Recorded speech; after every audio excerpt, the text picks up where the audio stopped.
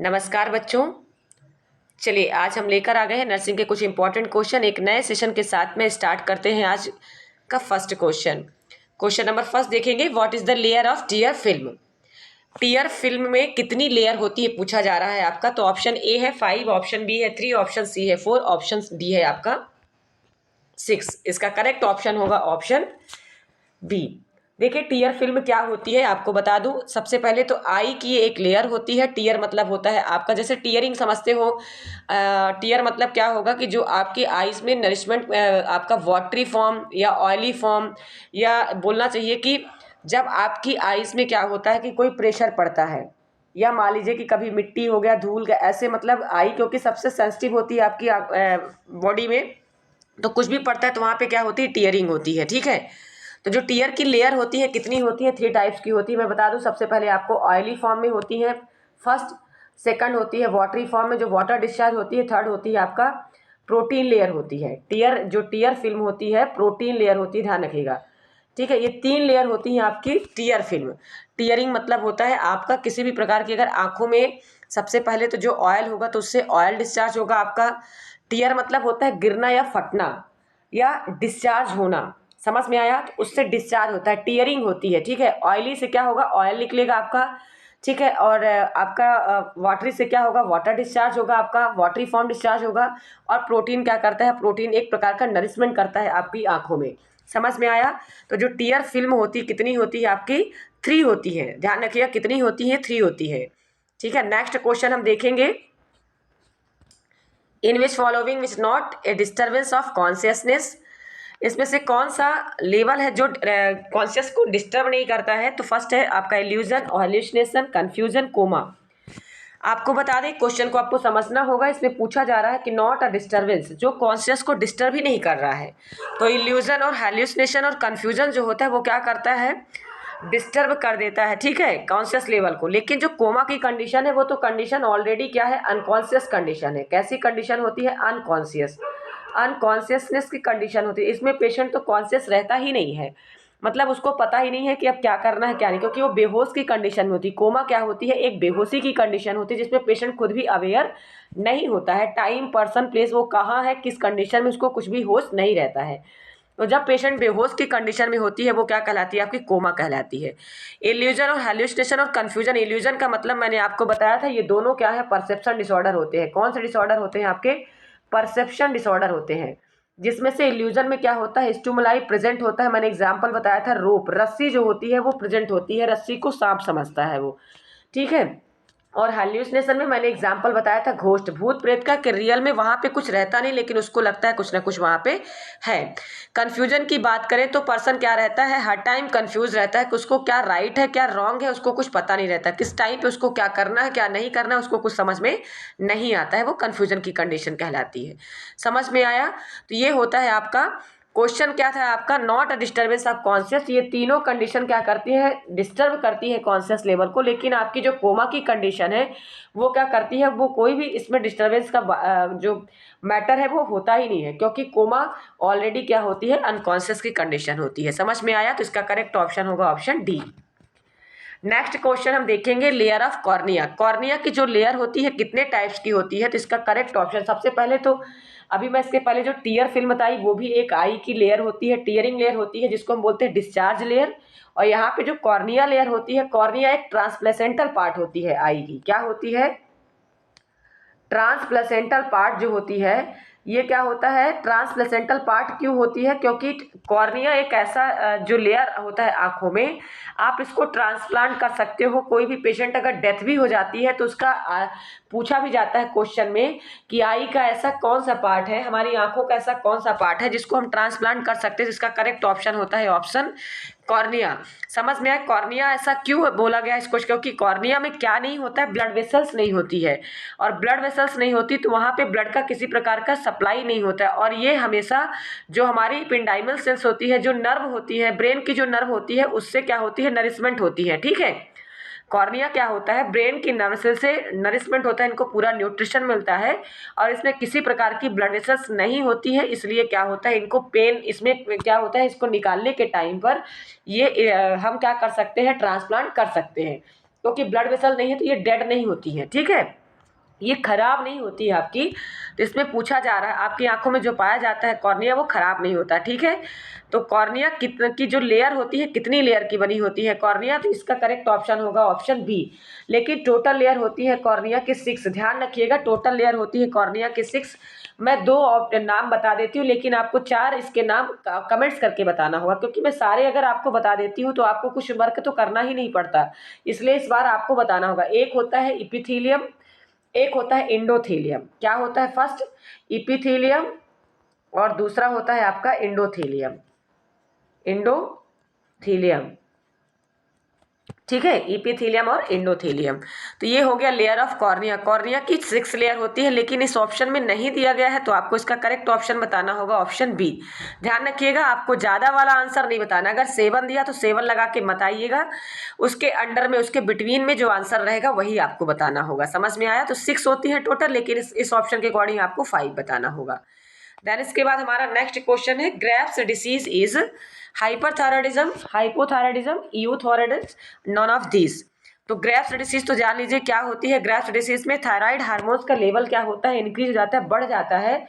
इसका correct option होगा option ए, hyperthyroidism. इसमें होता क्या है, ध्यान रखिएगा। तो इसमें क्या होता है, पेशेंट का जो वेट होता है, वेट क्या होगा, लॉस हो जाता है। वेट लॉस होगा, ट्रीमर होगा, नमनेस होगा, हाथ पैर में झुंझुनाहट होगी, ठीक है। पेशेंट कपकपाने जैसी कंडीशन होगी उसकी, तो वो क्या कहलाएगा, उसका ग्रेव्स डिसीज कहलाएगी इसमें। और इसमें ये कंडीशन देखिए, ग्रेव्स डिसीज में जो हाइपोथायराइडिज्म की कंडीशन होती है, इसमें जस्ट अपोजिट होता है। इसमें क्या होता है, पेशेंट का वेट गेन हो जाता है, ठीक है, और हार्ट बीट क्या होती है, ज़्यादा हो जाती है, और उसमें क्या होती है, हार्ट बीट इरेगुलर हो जाती है हाइपरथायराइडिज्म में। समझ में आया? देन इसके बाद हम ऑप्शन सी देखेंगे। ऑप्शन सी क्या है आपका, यूथोराइड्स। यूथोराइड्स क्या होती है, एक नॉर्मल कंडीशन होती है। क्या होती है आपकी, नॉर्मल कंडीशन होती है, और इसको हम बोल सकते हैं कि नॉर्मल लेवल ऑफ, जहाँ पे आपका टर्म आए यू, यू मतलब होता है नॉर्मल। समझ में आया? क्या होता है, नॉर्मल। तो नॉर्मल थोराइड का लेवल जो होता है, थायराइड हार्मोन का जो नॉर्मल लेवल होगा वो होता है आपका यू। और यू वर्ड कहीं पे भी आता है, ईयू वर्ड करके आएगा, मतलब वो नॉर्मल कंडीशन होगी। समझ में आया? और जहाँ पे आपका डिस वर्ड आता है, जैसे कि डिस्टोसिया हो गया, डिस, अगर आपका यहाँ पे डिसथोराइड दिया होता तो वो हो जाता है एबनॉर्मल थायराइड हार्मोन्स का लेवल। जैसे डिस्टोसिया हो गया तो एबनॉर्मल लेवल। एबनॉर्मल मतलब होता है आपका नॉर्मल कंडीशन ना होना। समझ में आया? नॉर्मल कंडीशन ना होना एबनॉर्मल कंडीशन कहलाती है। तो डिस वर्ड अगर कहीं पे भी आता है वो होता है आपका एबनॉर्मल लेबर, आप इसको बोल सकते हो, ठीक है। इसको क्या बोलोगे, एबनॉर्मल लेबर। तो डिस वर्ड हो जाएगा एबनॉर्मल, और आपका यू वर्ड हो जाएगा क्या, नॉर्मल लेबर। समझ में आया? तो इसका करेक्ट ऑप्शन होगा, ग्रेव्स डिसीज क्या होती है आपकी, थायराइड डिसीज होती है, जिसमें थायराइड हार्मोन्स का जो लेवल है, T3 T4 हार्मोन्स जो होते हैं, इसके 2 हार्मोन्स होते हैं आपके, T3 हार्मोन्स और T4 हार्मोन्स, और एक और हार्मोन्स होता है कैल्सिटोनिन। लेकिन यहाँ पे कैल्सिटोनिन हार्मोन्स का फंक्शन नहीं होता है, ध्यान रखिएगा। हाइपरथायराइडिज्म में केवल 2 हार्मोन्स रिस्पॉन्सिबल होते हैं, जिसमें से T3 और T4 हार्मोन्स होता है, ठीक है। ट्राई थायराइड हार्मोन्स होता है आपका, थायरॉक्सिन हार्मोन्स होता है। ट्राई थायराइड हार्मोन्स आपका T3 होगा, थायरॉक्सिन हार्मोन्स आपका T4 होता है। कैल्सिटोनिन हार्मोन्स भी होता है, लेकिन यहाँ पे कैल्सिटोनिन हार्मोन्स का फंक्शन नहीं देखने को मिलता है। यहाँ पे आपका T3 T4 हार्मोन्स क्या होती है, इनका लेवल क्या होता है, बढ़ जाता है, ठीक है, इंक्रीज हो जाता है, वो कहलाता है आपका ग्रेव्स डिसीज। समझ में आया? नेक्स्ट क्वेश्चन हम देखेंगे, मैच द लिस्ट। अब इसमें मैच करना है आपको, डिसीज, इम्पेयरमेंट, डिसेबिलिटी, हैंडीकैप। अब इसमें देखना है कि डिसीज किसका मतलब होता है। तो डिसीज का मतलब होता है, देखिए इसका मिलान करेंगे, एक्सीडेंट। क्योंकि एक्सीडेंट क्यों बोलेंगे, डिसीज एक ऐसी कंडीशन होती है कि हमारी बॉडी में पहले से क्या होते हैं, सिम्टम स्टार्ट हो जाते हैं, वो क्या कहलाते हैं आपके, एक्सीडेंट कंडीशन कहलाएंगी। कैसे, देखिए जब भी कभी आपकी बॉडी क्या होती है, बीमार होने वाली होती है, कोई भी डिसीज होने वाली होती है, तो सबसे पहले तो उसमें फटीग होगा, ठीक है, पेशेंट को थकान होगा, वॉमिटिंग होगा, पेन होगा, ये सारे एक्सीडेंटल केसेस हो गए। तब उसको जाके क्या होती है, बीमारी होती है। तो ये डिसीज हो गया। इम्पेयरमेंट मतलब होता है बॉडी इम्पेयर हो गई, वर्क करने की कंडीशन पे नहीं है। तो लॉस ऑफ फूड, जब आप फूड में कमी करते हो तो बॉडी क्या हो जाती है, वो डिसीज कंडीशन नहीं कहलाएगी, केवल इम्पेयर हुई है, वर्क आप नहीं कर पा रहे हैं, वो लॉस ऑफ फूड की वजह से हो रहा है। देन इसके बाद हम देखते हैं डिसेबल। तो डिसेबल मतलब होता है एबल ही नहीं, वर्क नहीं कर पा रहा है। डिसेबल मतलब कैन नॉट वर्क, मतलब बॉडी ही एबल नहीं है उसकी, तो क्या कहलाएगी, डिसेबल। हैंडीकैप, इसके बाद हैंडीकैप का मतलब होता है अनएम्प्लॉयमेंट। क्यों यहाँ पे अनएम्प्लॉयमेंट बोला गया है, देखिए। तो हैंडीकैप का मतलब यहाँ पे अनएम्प्लॉयमेंट से रिलेटेड मतलब होता है जिसके पास जॉब नहीं है, ठीक है, वो बेरोजगारी वाली जो कंडीशन होगी वो होगा अनएम्प्लॉयमेंट। तो यहाँ पे हैंडीकैप मतलब होगा, हैंडीकैप का मतलब है कि जिस पर्सन को जिंदगी को जीने में या लाइफ को जीने में उसको क्या हुआ हो, कुछ ना कुछ उसके जीवन में इफेक्ट हुआ हो। और वो इफेक्ट कैसे आता है, जब पर्सन अनएम्प्लॉयमेंट रहता है, मतलब उसके पास कोई जॉब नहीं है, उसके पास मनी नहीं है, तो वो किस कंडीशन में कहलाएगा, आपका हैंडीकैप की कंडीशन में कहलाएगा। समझ में आया? उसको किस कंडीशन में रखोगे आप, हैंडीकैप की कंडीशन में रखोगे। तो इसका करेक्ट ऑप्शन क्या होगा, देखिए ये तो सीधा सीधा इसका ऑप्शन हो गया हैंडीकैप। हैंडीकैप समझ में आया क्या? हैंडीकैप का मतलब होता है कि जिस पर्सन को लाइफ को जीने में थोड़ा सा इफेक्ट हुआ हो। अब इसको इफेक्ट किसकी वजह से हुआ होगा, या तो उसके पास जॉब नहीं होगी, या तो वो एजुकेट नहीं होगा, या तो उसके पास मनी नहीं है। तो मनी तो अनएम्प्लॉयमेंट वाले पर्सन के पास नहीं होता, तो उसकी लाइफ कैसी हो गई है, हैंडीकैप हो गई है, हैंडीकैप जैसे उसकी लाइफ हो गई है। समझ में आया? तो इसका करेक्ट ऑप्शन होगा, इस क्वेश्चन के अकॉर्डिंग इसका ऑप्शन हो जाएगा, जैसे देखिए पहले का हो गया बी, तो बी कहाँ लिखा हुआ है, ए नंबर पे, तो इसका करेक्ट ऑप्शन हो जाएगा बी ए सी डी, क्योंकि सी का तो करेक्ट सी के ऑप्शन के सामने ही है, डी का ऑप्शन भी सामने दिया हुआ है, तो इसका करेक्ट ऑप्शन होगा ऑप्शन ए। समझ में आ गया? नेक्स्ट क्वेश्चन देखेंगे, what is the most common cause of death from mental disorder. Mental disorder का जो डेथ की कंडीशन है वो कौन सी कंडीशन कहलाती है, ये बताना है आपको। सबसे ज्यादा पूछा गया है, मोस्ट कॉमन। देखो है तो सभी ये मेंटल डिसऑर्डर की प्रॉब्लम, लेकिन सबसे ज्यादा जो डेथ होती है, पर्सन्स की जो डेथ होती है, मृत्यु होती है, कौन से मेंटल डिसऑर्डर की वजह से होती है, ये पूछा जा रहा है। तो साइकोसिस, schizophrenia, Alzheimer, bipolar affective disorder, तो किसकी वजह से होती है, इसका करेक्ट ऑप्शन होगा option C Alzheimer. Alzheimer disease होती है, डिमेंशिया का एक फॉर्म होता है। और डिमेंशिया मतलब होता क्या है, डिमेंशिया हमेशा ओल्ड एज को होता है। किसको होता है, ओल्ड एज में। एसिटाइल कोलिन जो आपका न्यूरोट्रांसमीटर होता है, उसका लेवल क्या हो जाता है, आपका कम हो जाता है, ठीक है। एसिटाइल कोलिन का जो लेवल होता है वो क्या होता है, आपका कम हो जाता है, एल्टर्ड हो जाता है। एसिटाइल कोलिन, एल्जाइमर डिसीज में एसिटाइल कोलिन न्यूरोट्रांसमीटर का लेवल क्या होता है, कम हो जाता है, वो क्या कहलाता है, आपका एल्जाइमर डिसीज कहलाती है। वहीं पे हम सीजोफ्रेनिया में देखो तो सीरोटोनिन का लेवल जो कम हो जाता है, 5-HT, जिसको सीरोटोनिन और 5-HT, ठीक है, इनका लेवल जब कम हो जाता है, इपिनेफ्रिन का जो लेवल आपका कम, नॉर इपिनेफ्रिन का लेवल कम हो जाता है, वो सीजोफ्रेनिया की कंडीशन कहलाती है। देन इसके बाद साइकोसिस की कंडीशन क्या होती है, जिसमें आपका माइंड क्या होता है, अफेक्ट होता है, मेंटल कंडीशन अफेक्ट होती है, वो क्या कहलाता है, आपका साइकोसिस। तो एल्जाइमर डिसीज आपका ओल्ड एज में ये प्रॉब्लम होती है, और इसमें लॉस ऑफ मेमोरी हो जाती है, मेमोरी पूरी तरह से लॉस हो जाती है। और ये मोस्ट ऑफ द कॉमन ये प्रॉब्लम किस में देखने को मिलती है, ओल्ड एज में, और इसी एज में सबसे ज़्यादा डेथ देखने को ये कंडीशन मिलती है। तो मेंटल डिसऑर्डर सबसे ज़्यादा कौन सा प्रॉब्लम होता है, तो एल्जाइमर डिसीज होती है। और इसमें से जो बाईपोलर अफेक्टिव डिसऑर्डर दिया है, तो बाईपोलर मतलब होता है दो कंडीशन एक साथ होना, जैसे कि मैनिया और डिप्रेशन, मैनिया और डिप्रेशन। बाईपोलर डिसऑर्डर में मैनिया और डिप्रेशन क्यों दिया गया है, क्योंकि ये दोनों क्या है, आपके मूड डिसऑर्डर है। क्या होते हैं, आपके मूड डिसऑर्डर हो गए, ठीक है, मूड डिसऑर्डर है मैनिया और डिप्रेशन। मैनिया डिप्रेशन क्या होते हैं, मूड डिसऑर्डर होते हैं। एक टाइम पे तो उसको मैनिया के सिम्टम दिखेंगे। मैनिया मतलब होता है पर्सन बहुत हाइपर एक्टिव होता है। इसमें पर्सन क्या रहेगा, इतना एक्टिव रहेगा कि वो अपने आप को समझेगा कि मेरे से ज़्यादा अच्छा कोई नहीं है, हमेशा वो बड़ी बड़ी बातें करेगा, वो मैनिया का पेशेंट कहलाएगा, ठीक है। और डिप्रेशन मतलब होता है कि पेशेंट पूरी तरह से किसी से बात ही नहीं करेगा, पूरी तरह से वो डल रहेगा, और मूक लाइक उसका फेस रहेगा, ठीक है, किसी से बात नहीं करेगा, वो क्या कहलाता है, उसका डिप्रेशन की कंडीशन कहलाएगी। ये किस में देखने को मिलता है, आपका बाईपोलर अफेक्टिव डिसऑर्डर में, मतलब एक ही साथ। और उसको हम बोलते हैं मूड डिसऑर्डर। मूड मतलब होता है कि पेशेंट का जब मूड सही रहता है तो बहुत खुश रहता है, और पेशेंट का जब मूड क्या होता है, डिस्टर्ब होता है, तो पूरी तरह से क्या हो जाता है, सैड हो जाता है। समझ में आया? तो सैड की कंडीशन पे आ जाता है। समझ में आ गया? देन इसके बाद हम देखें कि मैनिया के लिए हम जो ड्रग ऑफ चॉइस होती है, सबसे ज़्यादा जो मोस्ट ड्रग ऑफ चॉइस होती है lithium. Drug of choice sorry lithium होती है, ठीक है। मैनिया के लिए कौन सा ड्रग देते हैं हम, लिथियम देते हैं। क्या देंगे, लिथियम, ठीक है। मैनिया के लिए कौन सा ड्रग देंगे हम, लिथियम देंगे, ध्यान रखिएगा। तो इसके बाद इसमें लिथियम ड्रग देते हैं मैनिया के लिए। डिप्रेशन के लिए क्या कौन कौन सा ड्रग देंगे, तो एक तो मूड स्टेबलाइजर ड्रग देंगे, ठीक है। लिथियम दे दिए, तो हम मैनिया के लिए देते हैं, उसमें हाइपर एक्टिव रहता है, इसमें डिप्रेशन में डल रहता है, तो क्लोरप्रोमाजीन हो गया आपका, ठीक है। क्लोरप्रोमाजिन क्या किस में हम देंगे, आप डिप्रेशन के पेशेंट को दे सकते हो, क्लोरप्रोमाजिन बोलते हैं, ठीक है। सीपीजेड जिसको हम बोलते हैं, सीपीजेड इसका शॉर्ट नेम है सीपीजेड। क्लोरप्रोमाजिन क्या होती है आपकी, ये सबसे पहली साइकेट्रिक ड्रग से ध्यान रखिएगा, सबसे पहली साइकेट्रिक ड्रग्स अगर पूछा जाए तो कौन सी ड्रग होती है आपकी, क्लोरप्रोमाजिन होती है। कौन सी होती है, क्लोर देखिए जो आपका अभी मैंने क्लोरप्रोमाजिन ड्रग बताया, वो क्लोरप्रोमाजिन देखिए आपका सीजोफ्रेनिया साइकोसिस, क्योंकि वो साइकेट्रिक ड्रग है, जिसमें से हम बात कर रहे थे सीपीजेड। तो मैंने आपको बताया ये फर्स्ट साइकेट्रिक ड्रग होती है, और यहाँ पे जो आपका क्या है, फर्स्ट साइकेट्रिक ड्रग, ठीक है। और साइकेट्रिक ड्रग तो सभी होती हैं जो हाइपर एक्टिव ड्रग्स होती हैं, हाइपर एक्टिव की कंडीशन में देंगे। अगर जैसे साइकोसिस की कंडीशन हो गया, सीजोफ्रेनिया की कंडीशन हो गया, या मैनिया की कंडीशन में भी इसी को हम देते हैं, लेकिन इसको हम किस में नहीं देंगे, डिप्रेशन में नहीं देंगे। थोड़ा सा वहाँ पे रॉन्ग हुआ है, उसको ध्यान रखिएगा। मैनिया की कंडीशन पे ही हम उसको क्या करेंगे, सीपीजेड देंगे। और सीपीजेड क्या है, फर्स्ट साइकेट्रिक ड्रग है, ध्यान रखिएगा।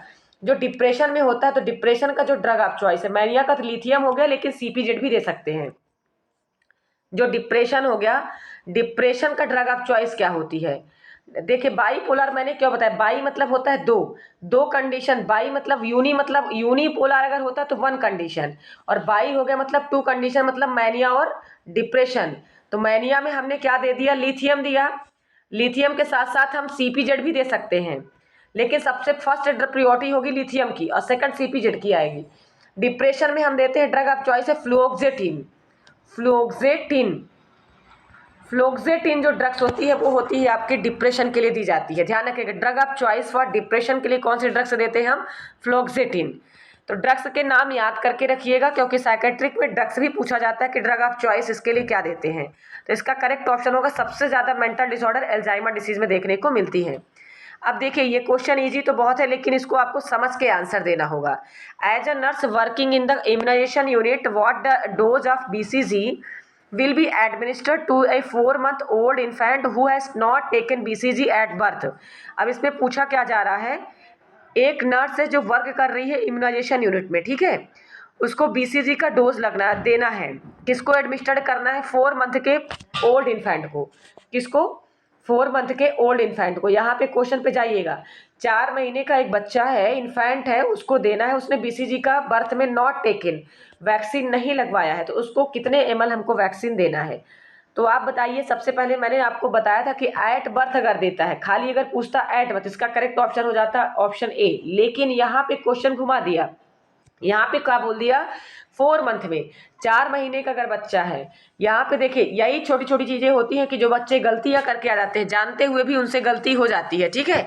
तो आपको समझ के आंसर देना है। तो यहाँ पे 4 महीने का बोल दिया, एट बर्थ अगर नहीं दिया, चाहे वो 2 मंथ हो, चाहे वो आपका 3 मंथ हो, अगर एट बर्थ नहीं दिया, अगर 1 मंथ ही क्यों ना हो, तो वहाँ पे इसका ऑप्शन हो जाएगा ऑप्शन बी, 0.1 ml देंगे। ध्यान रखिएगा, अगर आपने एट बर्थ अगर बच्चे को नहीं दिया है तो आपको कितना इसका डोज देना है, 0.1 ml। वहीं पे हम बात करें बीसीजी वैक्सीन का फुल फॉर्म क्या होता है, तो बीसीजी वैक्सीन का फुल फॉर्म होता है बैसिलस कैलामिटी ग्यूरिन, ठीक है, क्योंकि ग्यूरिन नामक साइंटिस्ट ने दिया था, उनके नाम पर पड़ा है ये बीसीजी वैक्सीन का नाम। वहीं पे हम बात करें बीसीजी वैक्सीन कैसी वैक्सीन होती है, तो लाइव वैक्सीन होती है। इसका रूट क्या है, तो इंट्राडर्मली रूट देते हैं। कैसा देते हैं हम, इंट्राडर्मल। और किसको प्रोटेक्ट करने के लिए देते हैं, टीबी डिसीज को, ट्यूबरक्लोसिस को प्रोटेक्ट करने के लिए क्या करते हैं हम, बीसीजी वैक्सीन देते हैं। ध्यान रखिएगा, और कैसे देते हैं हम, इंट्राडर्मली देते हैं, ठीक है। तो ये कुछ इंपॉर्टेंट फैक्ट्स है बीसीजी वैक्सीन के लिए। नेक्स्ट क्वेश्चन हम देखेंगे, which of the following not principle of primary health care. Primary health care का प्रिंसिपल क्या नहीं है, provision of essential drugs, equitable distribution, community participation. Option D है आपका इंटर सेक्टोरल कोऑर्डिनेशन। तो इंटर सेक्टोरल कोऑर्डिनेशन भी होता है आपका, कम्युनिटी पार्टिसिपेशन भी होता है, और इक्विटेबल डिस्ट्रीब्यूशन भी होता है। लेकिन इसमें से क्या नहीं है पूछा गया है प्रिंसिपल, तो इसका प्रिंसिपल होता है आपका provision of essential drugs. Essential drugs का क्या प्रोविजन होता है, तो इसका कोई भी ये प्राइमरी हेल्थ का प्रिंसिपल नहीं है। तो इसका करेक्ट ऑप्शन हो जाएगा ऑप्शन ए। ध्यान रखिएगा, क्योंकि यहाँ पे क्या बताया जा रहा है कि यहाँ पे अगर एक होता प्रिंसिपल, यहाँ पे अगर होता एप्रोप्रिएट टेक्नोलॉजी, यहाँ पे अगर आपके ऑप्शन ए में दे देता एप्रोप्रिएट टेक्नोलॉजी, मतलब प्रॉपर तरीके से जो टेक्नोलॉजी दी गई है उसका यूज़ किया जाए, एप्रोप्रिएट टेक्नोलॉजी का वो क्या होता है आपका principle of primary health care, appropriate technology, ठीक है। तो अगर ये नहीं दिया है तो नॉट अ प्राइमरी हेल्थ, मतलब ये प्रिंसिपल आपका नहीं है। समझ में आया। तो नेक्स्ट क्वेश्चन हम इसका करेक्ट ऑप्शन क्या हो जाएगा, ऑप्शन ए। नेक्स्ट क्वेश्चन देखेंगे हम, which is not type of open wound, कौन सा टाइप ओपन वुंड का नहीं है। इसमें ऑप्शन बताना है आपको, laceration, abrasion, stab wound, contusion. तो कौन सा इसका ऑप्शन मतलब इसमें से ओपन मतलब ओपन वुंड और क्लोज वुंड, ध्यान रखिएगा। ओपन मतलब होता है खुला हुआ, ठीक है, ओपन यानी खुला हुआ, और क्लोज यानी होता है आपका ओपनली नहीं रहेगा, वुंड तो रहेगा लेकिन वो क्लोज ढका हुआ रहेगा, वो आपका क्या कहलाता है, क्लोज वुंड कहलाता है। समझ में आया। तो इसमें ऑप्शन हो गया लैसरेशन। लैसरेशन मतलब होता है आपका बॉडी कैसी होती है, लैसरेशन समझिएगा, फ्रिक्शन जैसे हो गया। मान लीजिए अगर मान लीजिए फ्रिक्शन हो गया कहीं पे, आपकी बॉडी अगर घर्षण जिसको बोलते हैं, ठीक है, अगर फ्रिक्शन कहीं पे हुआ तो बॉडी छिल जाएगी, और वो क्या कहलाएगा, ओपन वुंड में ही आएगा, क्योंकि बॉडी क्या हो चुकी है, छिल चुकी है, ठीक है। अब्रेजन हो गया, ये भी क्या होता है, आपकी बॉडी क्या होती है, वहाँ पे रप्चर रहती है, वो अब्रेजन कहलाता है। स्टैब वुंड भी आपका क्या कहलाता है, आपका वुंड खुला हुआ होता है, आपका स्टैब वुंड भी ओपन वुंड कहलाएगा। देन इसके बाद जो कंट्यूजन होता है, कंट्यूजन, इसका करेक्ट ऑप्शन होगा ऑप्शन डी। कंट्यूजन मतलब ऐसा होगा वुंड, जैसे कि मान लीजिए कि वुंड तो रहेगा, वुंड तो रहेगा लेकिन ऊपर स्किन का कवर अप रहेगा, स्किन पूरी उसके ऊपर कवर रहेगी, लेकिन अंदर क्या रहेगा, वुंड रहता है। जैसे कि मान लीजिए कि जब आप अपनी आंखों में पट्टी लगा के घूमो, समझ लो कि ये आपका वुंड हो गया, ठीक है, ये आपका वुंड हो गया, लेकिन इसके ऊपर से क्या है, पूरा कवर है, स्किन का कवर है इसके ऊपर से, ठीक है, और लेकिन अंदर क्या है, घाव बना हुआ है। जैसे आंखों के सामने काली पट्टी लगी होती है और इसको पूरा धुंधला दिखाई देता है, पूरी अंधेरी रात दिखती है, वैसे ही क्या होता है कि स्किन पूरी नॉर्मल दिखेगी, लेकिन नीचे क्या है आपका, नॉर्मल तो नहीं दिखेगी, वो वहाँ पे ब्लूइश या किसी भी तरह का एबनॉर्मल कलर रहेगा अगर वुंड है वहाँ पे तो, लेकिन एक लेयर रहती है स्किन की, ठीक है। आपका वुंड जो है वो ओपन नहीं रहता है, उसको हम कहते हैं कंट्यूजन, ध्यान रखिएगा। इसका करेक्ट ऑप्शन होगा ऑप्शन डी। नेक्स्ट क्वेश्चन देखेंगे हम, complication of O2 therapy in pre term infant में बी, क्या कॉम्प्लिकेशन होता है जब किसी भी इन्फेंट को आप O2 थेरेपी देते हो, ऑक्सीजन थेरेपी देते हो, तो क्या कॉम्प्लिकेशन देखने को मिलता है। कॉम्प्लिकेशन मतलब जटिलताएं, क्या जटिलताएं देखने को मिलती है इन्फेंट के अंदर। इन्फेंट का एज कितना होता है, तो 28 डेज से लेकर, जब बच्चा जन्म लेता है 28 डेज का तो नियोनेट कहलाता है, क्या कहलाता है आपका, नियोनेट। तो 28 डेज से लेकर बच्चा जब 1 ईयर का होता है वो क्या कहलाता है आपका, इन्फेंट कहलाता है। तो क्या प्रॉब्लम होती है पूछा गया है, तो एटलैक्टेसिस, टकीपनिया, वेट गेन, रेटिनोपैथी या प्रीमैच्योरिटी। तो इसका करेक्ट ऑप्शन होगा, क्या प्रॉब्लम देखने को मिलती है, तो रेटिनोपैथी ऑफ प्रीमैच्योरिटी। बच्चे में क्या प्रीमैच्योर होता है, मैच्योर की कंडीशन पे नहीं होता है, तो इसका करेक्ट ऑप्शन होगा ऑप्शन ए। जो रेटिना होती है वो क्या होती है, प्रीमैच्योर होती है, प्रॉपर तरीके से मैच्योर नहीं होती, तो इसमें बच्चे में क्या होता है, ब्लाइंडनेस के कॉम्प्लिकेशन देखने को मिलते हैं। क्यों, क्योंकि रेटिना जो होती है वो कलर ब्लाइंडनेस प्लस पिक्चर के लिए क्या होती है, रिस्पॉन्सिबल होती है। जो आपकी आंखों में इमेज बनता है, पिक्चर बनता है, जिसके माध्यम से आप देख सकते हो प्रॉपर तरीके से, उसमें मैच्योरिटी नहीं हो पाती प्रॉपर तरीके से, तो बच्चे में ब्लाइंडनेस की कंडीशन आ जाती है, ठीक है। एटलैक्टेसिस तो आपका श्वास अवरोध, जिसमें एटलैक्टेसिस मतलब क्या बोलते हैं, सांस लेने में बाधा होना, या वहाँ पे बोलना, सांस लेने में अगर किसी प्रकार का ऑब्स्ट्रक्शन अगर होता है उसको हम एटलैक्टेसिस बोलते हैं। टकीपनिया मतलब होता है आपका इंक्रीज रिस्पायरेशन। अपनिया वर्ड आता है, मतलब समझ लीजिए किससे रिलेटेड होगा, आपका रिस्पायरेशन से। तो टकीपनिया मतलब क्या होता है, इंक्रीज रिस्पायरेशन, रिस्पायरेटरी रेट जब आपका बढ़ जाता है उसको हम क्या बोलेंगे, इंक्रीज। क्योंकि 16 to 20 नॉर्मल कितना होता है, 16 to 20 ब्रीथ पर मिनट होता है, लेकिन यहीं पे क्या होता है आपका 20 से ज़्यादा चला गया, 25 30 चला जाता है। जब जल्दी जल्दी सांस कोई भी पर्सन लेता है वो क्या होता है, टकीपनिया। वेट गेन मतलब होता है किसी भी पेशेंट का ओबेसिटी हो जाना, मोटापा बढ़ना, वो कहलाता है वेट गेन। तो इसका करेक्ट ऑप्शन होगा आपका O2। अगर आप किसी भी बच्चे को देते हो, इन्फेंट को देते हो, तो कॉम्प्लिकेशन देखने, प्री टर्म बोला गया, ध्यान रखिएगा, इसको तो मैंने ध्यान ही नहीं दिया, pre term baby. Pre term मतलब होता है टर्म से पहले, अपने टाइम 37 to 40 वीक से पहले किसी भी बच्चे का अगर जन्म हो जाता है। मान लीजिए किसी भी बच्चे का 7 मंथ में अगर बर्थ हो गया या 8 मंथ में बर्थ हो गया, क्योंकि नॉर्मल जो बर्थ की कंडीशन होती है सभी को मालूम है 9 मंथ, ठीक है। बच्चे के जन्म का जो टाइमिंग होता है वो क्या होता है, 9 मंथ होता है। लेकिन अगर बच्चा मान लीजिए प्री टर्म ही वो क्या हो गया, टर्म से पहले, अपने टर्म मतलब टाइम से पहले ही बच्चा क्या होता है, जन्म ले लेता है, ठीक है, तो वो कहलाता है प्री टर्म। तो ऐसा बच्चा क्या होता है, उसका जो इम्यूनिटी पावर होता है वो वीक होता है, बच्चा ऑलरेडी स्ट्रांग नहीं होता है, मैच्योर नहीं होते उसके बॉडी के पार्ट्स। तो सबसे ज़्यादा क्या देखने को मिलती है, क्योंकि प्री टर्म बेबी है तो आपको मैच्योरिटी के अकॉर्डिंग ही ऑप्शन लगाना होगा। तो इसमें क्या मैच्योरिटी नहीं दिखेगी, रेटिनापैथी की, मतलब रेटिना उसका क्या हो जाएगा, प्रॉब्लम हो जाएगी, रेटिना में डिसीज कंडीशन फॉर्म हो जाएगी, ठीक है, रेटिना डैमेज हो जाने की कंडीशन क्रिएट हो जाएगी। तो क्या कॉम्प्लिकेशन देखने को मिलेगा, रेटिनोपैथी देखने को मिलेगा। तो इसका करेक्ट ऑप्शन होगा ऑप्शन ए। नेक्स्ट क्वेश्चन देखेंगे हम इसमें, किडनी शेप्ड जो ब्रिम होती है, पेल्विस का ब्रिम सबको मालूम है, gynaecoid pelvis, android pelvis, anthropoid pelvis और प्लेटिप्लॉइड पेल्विस।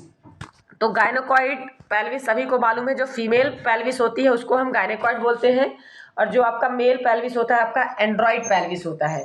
एंड्रॉइड और गायनोकॉइड, तो फीमेल पेल्विस आपका क्या कहलाता है आपका, तो इसमें बोला जा रहा है कि किडनी शेप जो किडनी होती है, सॉरी, किडनी शेप जो आपका पेल्विस होता है, ब्रिम को बोलते हैं किडनी की पेल्विस की साइज। तो पेल्विस गायनोकॉइड ब्रिम जो होता है आपका गायनोकॉइड पेल्विस होगा। अगर आपका पेल्विक ब्रिम जो है वो अगर किडनी शेप की दिखती है तो उसको हम कौन सी पेल्विस बोलेंगे, तो उसको हम क्या बोलते हैं, कौन सी पेल्विस बोलेंगे हम, उसको बोलते हैं प्लेटिपिलॉइड पेल्विस। इसका करेक्ट ऑप्शन होगा ऑप्शन डी। मतलब इसमें क्या होगा कि पूरी जो पेल्विस होती है वो पूरी तरह से क्या होगी, किडनी शेप में दिखती है, समझ में आया। मतलब ये अक्सर किसमें होता है आपका, मतलब ऐसा समझिए कि जो हाइटेड पर्सन्स होते हैं, ठीक है, लंबे लोगों में छोटी किडनी से पेल्विस दिखती है, समझ में आया। तो जो पेल्विस होती है इसमें बताया जा रहा है कि जो ये पड़ी पड़ी जो पेल्विस रहती है पूरी तरह से पेल्विस कैसी रहेगी, फ्लैट जैसे रहेगी, किडनी शेप जैसी बोली जा रही है, ठीक है। तो इसको हम क्या बोलेंगे, प्लेटिपुलॉइड पेल्विस, ठीक है। किडनी शेप जो ब्रीम होता है किसमें, कौन सी पेल्विस में देखने को मिलता है, प्लेटिपुलॉइड पेल्विस में, समझ में आ गया। और गायनोकॉइड एंड्रॉइड पेल्विस क्या होती है, मेल और फीमेल पेल्विस हो गया। नेक्स्ट क्वेश्चन देखेंगे हम। देखिए ये जो क्वेश्चन है सबसे ज़्यादा कंफ्यूज करने वाला क्वेश्चन है, जो कि मोस्ट ऑफ द, ये जो क्वेश्चन आया था क्वेश्चन पेपर में सभी बच्चों का गलत हुआ है आंसर। तो ये क्वेश्चन आप बहुत ध्यान से पढ़िएगा, क्योंकि यहाँ पे कंफ्यूज करने वाले भी क्वेश्चन बहुत आते हैं, ठीक है। Doctor of podiatric, podia word तो आपने कभी नहीं सुना होगा, अगर सुना भी होगा तो अच्छी बात है, लेकिन इस टर्म को बहुत सारे बच्चे गलत करके आए हैं, पीडिया वर्ड समझ लिए थे, पीडियाट्रिक क्या समझे थे, पीडियाट्रिक। और पीडियाट्रिक मतलब होता है रिलेटेड टू बच्चों से, छोटे बच्चों की जिसमें हम स्टडी करते हैं वो पीडियाट्रिक कहलाता है, लेकिन यहाँ पे पोडियाट्रिक वर्ड दे दिया है। तो podiatric, doctor of podiatric medicine means the person who treat food condition, oral condition, old age people या डिजीज ऑफ चिल्ड्रंस। तो क्या बोलते हैं पोडियाट्रिक मेडिसिन का मतलब क्या होता है, देखिए। तो पोडियाट्रिक पर्सन का मतलब होता है ऑप्शन ए फूड कंडीशन, क्या बोलेंगे हम उसको, फूड कंडीशन बोलते हैं, ध्यान रखिएगा। यहाँ पे जो ओरल डिजीज कंडीशन होती है आपका, ओल्ड एज जो पीपल्स होता है, डिजीज ऑफ चिल्ड्रंस होता है, वो कंडीशन यहाँ पे देखने को नहीं मिलती है, ध्यान रखिएगा। तो यहाँ पे जो doctor of paediatric medicine, podiatric medicine कहलाती है, उसका मतलब होता है किसका हम ट्रीटमेंट करते हैं हम, फूड पर्सन्स का, food care of wound care, food condition मतलब अगर फूड में किसी प्रकार का मान लीजिए वुंड है, उसको हम क्या बोलेंगे, वुंड। किसी प्रकार का अगर वुंड है, घाव है किसी भी पेशेंट्स में उसके फूड में, तो वो कंडीशन क्या कहलाती है आपकी, पोडियाट्रिक मेडिसिन कहलाएगी। और फूट वुंड की जो केयर करते हैं हम, उसको हम क्या बोलेंगे, पोडियाट्रिक मेडिसिन। ओल्ड एज, यहाँ पे ओरल डिसीज कंडीशन होती है तो माउथ का केयर होगा, जब आप माउथ केयर किसी को देते हो वो होता है ओरल डिसीज, ओरल मतलब होता है मुख का, माउथ, ठीक है, ओरल माउथ यानी मुंह का जब केयर प्रोवाइड करते हो किसी को वो कहलाता है माउथ की कंडीशन का। ओल्ड एज पर्सन मतलब होता है जीरियाट्रिक, किसको बोलोगे आप, जीरियाट्रिक, जैसे जीरियाट्रिक नर्स हो गई, जीरियाट्रिक नर्स मतलब होता है ओल्ड एज पर्सन का क्या करना, केयर करना। और ओल्ड एज उसी को बोलोगे जो एबव क्या होता है, 60 होता है, जो 50 से एबव होगा या 60 का जो पर्सन होता है वो होता है ओल्ड एज पर्सन। और ओल्ड एज का मतलब क्या कहलाता है आपका, जीरियाट्रिक कहलाता है, तो उसको हम जीरियाट्रिक पर्सन बोलते हैं, ठीक है। डिजीज ऑफ चिल्ड्रेन, अगर बच्चों में हम बीमारी देखें तो क्या कहलाएगा, वो पीडियाट्रिक कहलाएगा, क्या कहलाएगा वो, पीडियाट्रिक की कंडीशन देखने को मिलेगी, ध्यान रखिएगा। अगर हम बात करें वहीं पे डिजीज ऑफ चिल्ड्रंस में, तो आप क्या बोल सकते हो, तब यहाँ पे होता है आपका पीडियाट्रिक मेडिसिन। पीडियाट्रिक मेडिसिन क्या होती है, जब बच्चे के अंदर किसी भी डिसीज कंडीशन को आप देखते ट्रीट करते तो वो क्या कहलाता है आपका पीडियाट्रिक कंडीशन। तो समझ में आ गया होगा। पोडियाट्रिक वर्ड अगर आता है मतलब किसमें कौन सी कंडीशन को ट्रीट करना, फूट में किसी भी प्रकार की अगर प्रॉब्लम देखने को मिलती है, पैर में फुट एरिया में अगर किसी भी प्रकार का अगर कंडीशन क्रिएट होती है या वुंड क्रिएट होता है, वहाँ पे कोई इन्फेक्शन होता है, वहाँ पे अगर ट्रीट करते हो तो उस टर्म को हम बोलते हैं पोडियाट्रिक मेडिसिन। तो इसका करेक्ट ऑप्शन होगा ऑप्शन ए। ध्यान रखिएगा, ठीक है। पोडियाट्रिक और पीडियाट्रिक वर्ड में दोनों में डिफ्रेंसिएशन है। पोडियाट्रिक वर्ड आएगा मतलब रिलेटेड टू फूट और पीडियाट्रिक वर्ड आएगा तो रिलेटेड टू चिल्ड्रंस। समझ में आया। तो नेक्स्ट क्वेश्चन देखेंगे हम। Given below two statement once level assertion and other reason assertion R. इसमें देखिए फिर से हमने स्टेटमेंट वाले क्वेश्चन रखे हैं, ध्यान से पढ़िएगा। दो स्टेटमेंट दिए रहेंगे, एक तो पहला उसका कॉन्सेप्ट रहेगा, दूसरा उसका रीजन रहेगा कि उसकी वजह से ये प्रॉब्लम हुई है कि नहीं।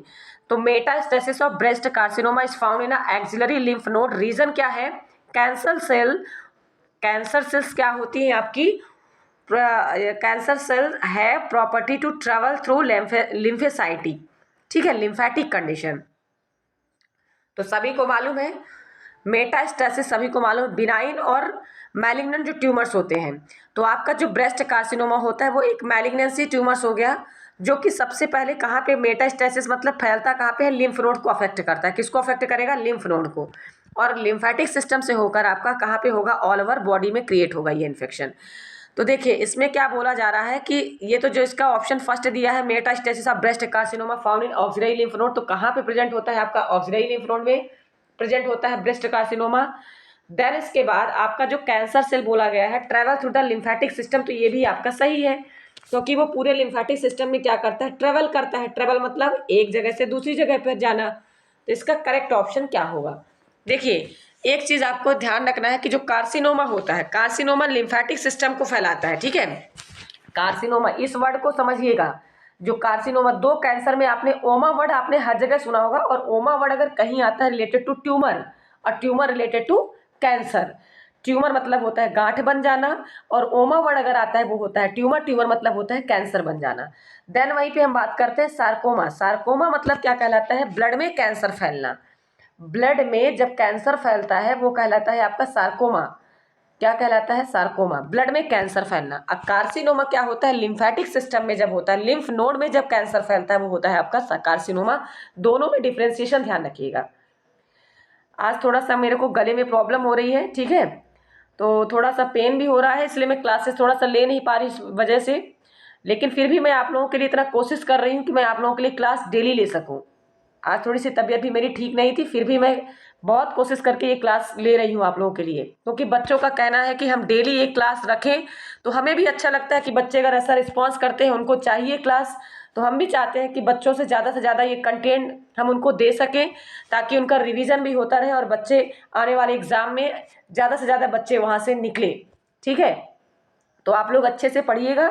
बहुत हम इसमें थोड़ा सा हार्ड वर्क भी कर रहे हैं आपके लिए। मेरी तबीयत खराब होने के बावजूद भी मैं आप ये क्लास ले रही हूँ आज, ठीक है। तो मेटास्टेसिस ऑफ ब्रेस्ट कार्सिनोमा मतलब समझ गए आप लोग कि जो लिम्फेटिक सिस्टम को अफेक्ट करता है वो कार्सिनोमा कहलाएगा। और सार्कोमा वर्ड मतलब कैंसर कहाँ फैल रहा है, आपका ब्लड में फैल रहा है। ब्लड में मतलब खून में अगर फैल रहा है वो कहलाता है आपका सार्कोमा, ठीक है, जिसमें से आरबीसी डब्ल्यूबीसी ये अफेक्ट हो रही है आपकी। और लिम्फेटिक सिस्टम में आपका क्या कहलाएगा, आपका लिम्फ नोड अफेक्ट आ रहा है। समझ में आया, क्या कहलाएगा, लिम्फ नोड आता है, पूरा लिम्फ नोड आपका इसमें अफेक्ट आएगा। तो यहाँ पे पूछा गया है जो आर वाला रीजन जो बताया गया, कारण क्या है कि cancer cell property to travel through lymphatic, ये बात भी रीजन इसका सही है। तो इसमें इसका करेक्ट ऑप्शन देखेंगे बोथ ए एंड आर्ट, यहाँ आर्ट नहीं होगा, यहाँ पे आर होगा, and R is the correct explanation. तो इसका करेक्ट ऑप्शन होगा ऑप्शन ए, मतलब दोनों जो स्टेटमेंट दिए गए हैं वो क्या है आपके सही है, ठीक है, ना तो ए गलत है ना तो आर वाला गलत है। तो इसका स्टेटमेंट क्या है आपका ऑप्शन ए है। समझ में आया। देन इसके बाद हम देखेंगे next question, largest gland of the body. देखिए ये क्वेश्चन बहुत इजी है, बन जाना चाहिए आप लोगों से। Largest gland of the body, body की जो लार्जेस्ट ग्लैंड होती है वो कौन सी है, pituitary gland, liver, pancreas, thyroid gland. तो कौन सी ग्लैंड होती है आपकी, लार्जेस्ट ग्लैंड होती है लीवर। देन यहीं पे अगर पूछा जाता है लार्जेस्ट आपका ऑर्गन, लार्जेस्ट आपका ऑर्गन बोल जाता है, तो बोलता अगर तो लार्जेस्ट ऑर्गन क्या होता है आपका, स्किन होता है। लार्जेस्ट मतलब बड़ा पार्ट, बड़ा मतलब लार्जेस्ट पार्ट जो क्या होता है आपका ऑर्गन अगर पूछ लिया वो होता है स्किन। वहीं पे अगर पूछता आपका लार्जेस्ट बोन कौन सी है, तो बोन होती है आपकी सबसे ज़्यादा लॉन्गेस्ट बोन होती है आपकी टिबिया फिबुला, फीमर बोन। जो फीमर बोन होती है आपकी लॉन्गेस्ट बोन होती है। वहीं पे अगर स्मॉलेस्ट बोन बोलती तो कौन सी होती है आपकी स्टेप्स बोन। स्टेप्स बोन जो होती है सबसे स्मॉलेस्ट बोन होती है। लॉन्गेस्ट हो गई आपकी फीमर बोन जो थाई में पाई जाती है, और स्टेप्स जो कान में पाई जाती है वो स्टेप्स बोन होती है। तो लार्जेस्ट वर्ड मतलब समझ में आया। वहीं पे हम बात करें लार्जेस्ट मसल, सार्टोरियस मसल क्या होती है आपकी लार्जेस्ट मसल्स होती है। ठीक है, तो इस तरह से आपको अब नर्व की बात अगर बोल दे कि लार्जेस्ट नर्व कौन सी है होती है, तो सियाटिक नर्व होती है आपकी।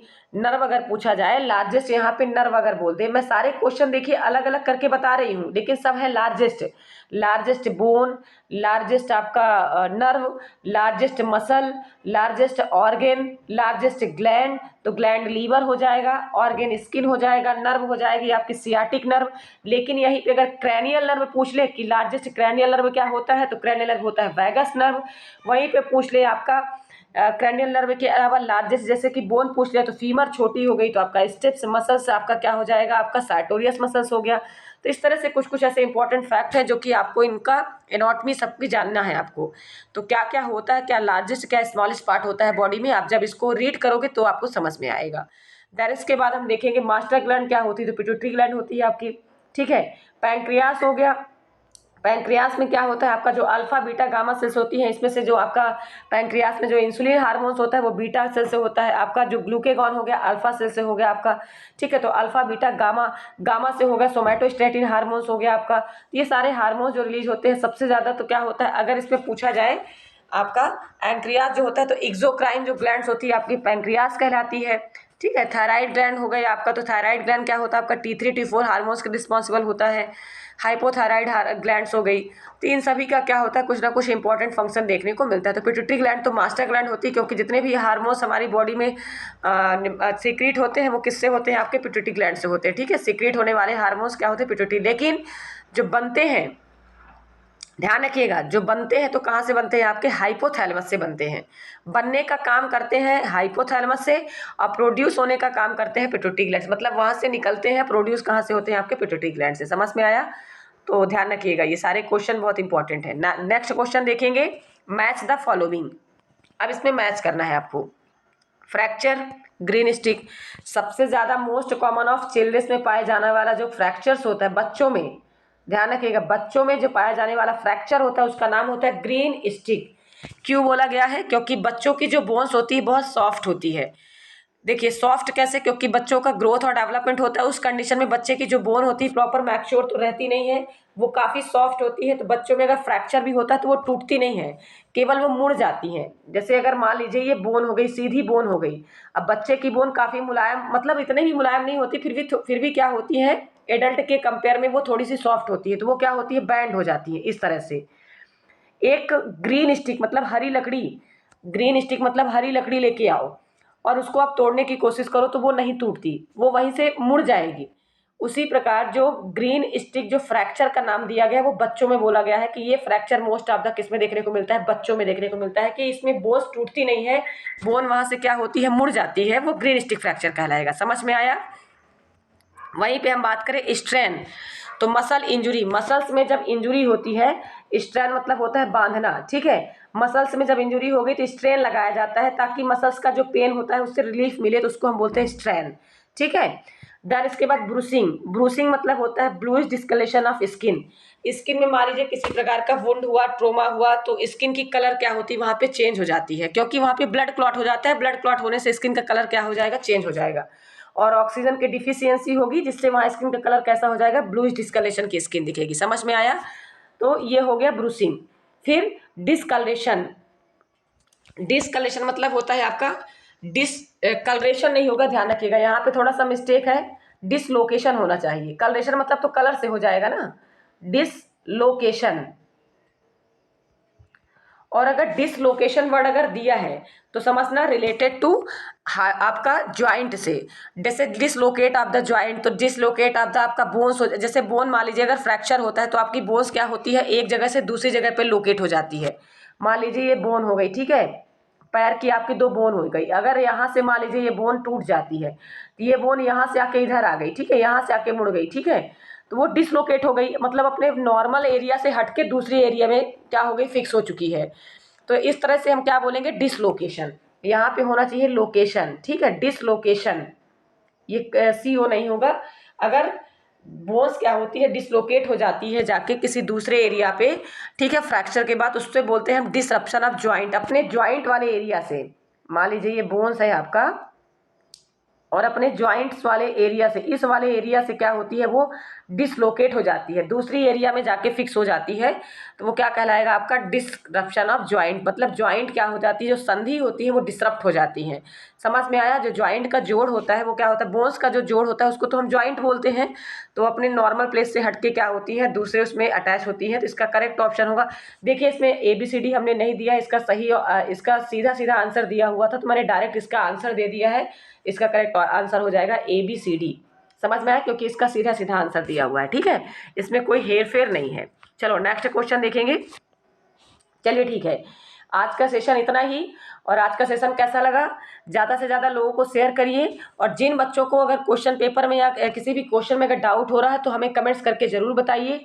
और कुछ बच्चों का, हाँ, मैंने उस वाले आपका सेशन में पूछा था कि ग्लासगो कोमा स्केल से मैं एक क्वेश्चन जरूर रखूंगी, तो आपको आंसर देना होगा। मैं एक क्वेश्चन बोल रही हूँ ओरली, आप सुनिए इसको और कमेंट्स करके इसका आंसर जरूर बताइएगा।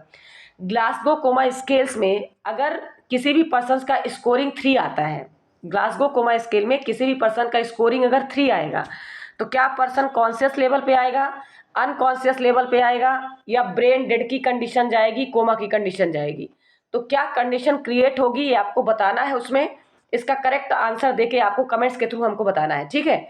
और जो बच्चे बोल रहे हैं कि DSSB पेपर का सॉल्व करवाएं हम, तो देखिए हमने आपको कई बार बताया है कि आप इसके पीछे मत भागिए कि DSSB का पेपर हम सॉल्व करवाएं कि इसका सॉल्व करवाएं। हम सारे क्वेश्चन सॉल्व करवाएंगे और वो सभी एग्जाम में पूछे जाएंगे।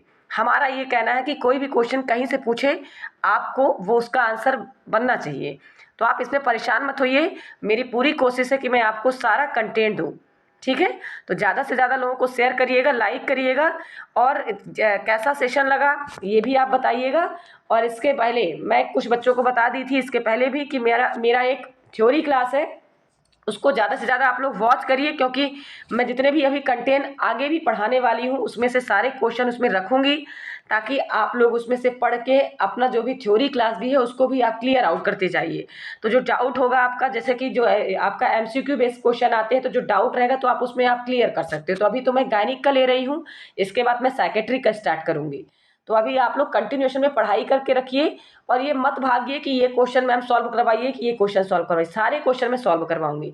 अभी मैं तो केवल नर्सिंग के क्वेश्चन रख रही हूँ, इसके बाद मैं थोड़ा सा आपका GK के भी क्वेश्चन रखूंगी, इसके बाद आपके कंप्यूटर के क्वेश्चन भी रखूंगी। सारे इसमें जो जो क्वेश्चन पूछे जाते हैं आपके 25 मार्क्स के जो अलग पूछे जाते हैं उसमें से वो भी क्वेश्चन मैं रखूंगी, तो परेशान मत होइएगा। चलिए ठीक है, आज का सेशन इतना ही, धन्यवाद। नेक्स्ट सेशन के साथ में फिर हम लेके आएंगे कल की क्लास।